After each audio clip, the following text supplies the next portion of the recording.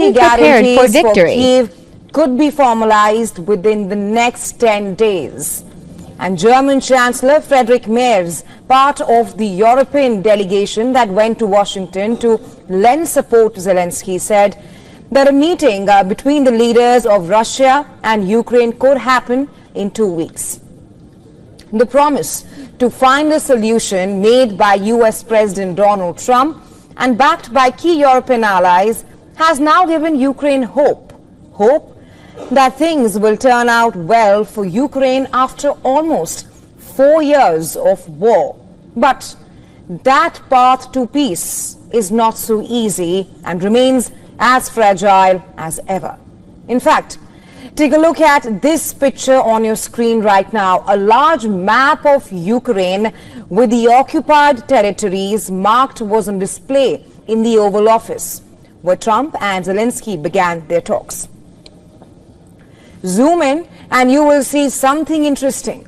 The map showed the entire eastern section of Ukraine shaded in pink to show the areas that are under Russian control.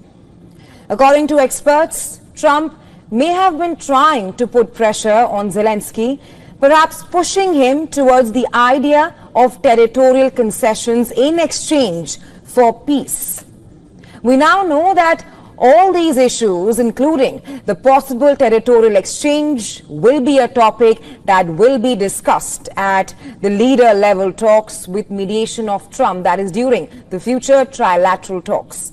But we perhaps couldn't help but wonder, what was the purpose of putting it there? It's hard to say for now. But from where we are sitting, it is a reminder of the pressure on Zelensky to trade land for peace right now. For now, we know that Zelensky has hailed the meeting as a major step forward towards ending Europe's deadliest war in 80 years.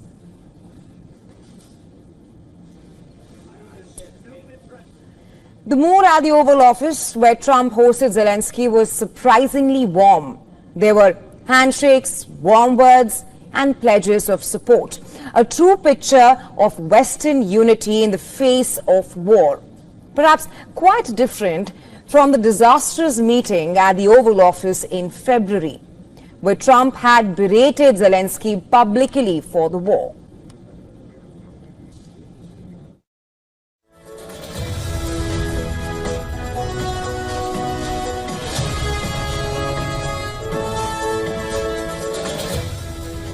And this time, Trump promised security guarantees to Ukraine, something that Ukraine has been demanding for a very long time. Now, what form those guarantees will take remains unclear, as no details have been provided so far. But Zelensky insists they will be on paper within 10 days. But beyond the optics, the reality on the battlefield remains grim. Hours after the Washington meeting, Russia launched its largest aerial assault of the month on Ukraine. Reports say that 270 drones and 10 missiles were fired by Russia at Ukraine's Poltava region, home to the country's only oil refinery. Massive fires broke out, thousands lost power, though fortunately no casualties were reported. Russia also struck the central city of Kremenchuk and carried out fresh attacks in the Chernihiv region. So, even as leaders talk peace and their summits, the war raged on the ground. According to experts, more than 1 million people have been killed or wounded since the war began in 2022. Still, despite the progress made so far, even now, the sticking points remain.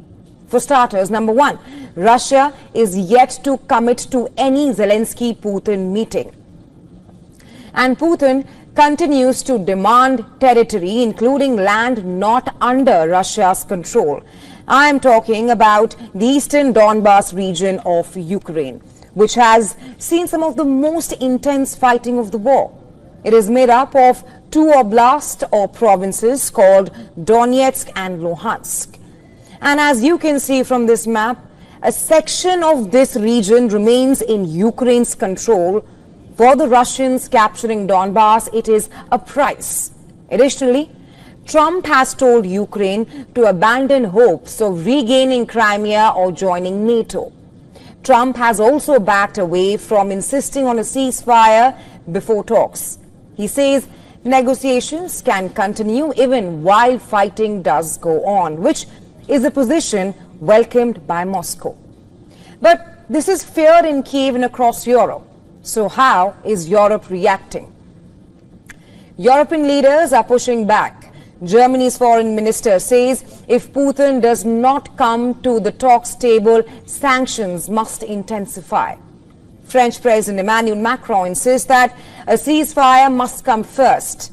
NATO Secretary General Mark Rutte says membership for Ukraine is not on the table, but Article 5 type security guarantees can be discussed.